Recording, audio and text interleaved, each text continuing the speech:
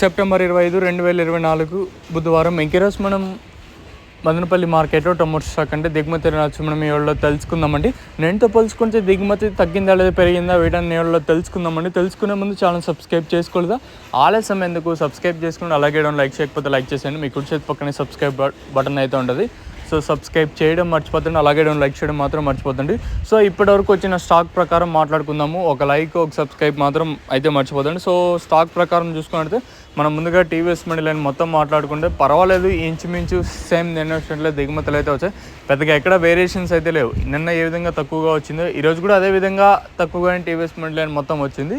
అలాగే జీపీఆర్ మండి లైన్ చూసుకుంటే పర్వాలేదు, జీపీఆర్కి అలాగే మదీనా మండికి ఒక రకంగా మంచిగానే కాయలు అనేది వచ్చాయి.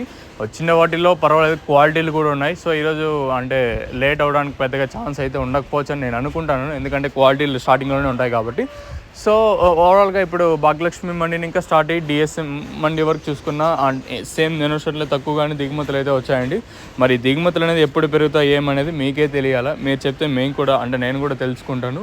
సో ఇదండి ఇన్ఫర్మేషన్ ప్రస్తుతానికి ఉన్నది మన మదనపల్లి మార్కెట్. ఇంకా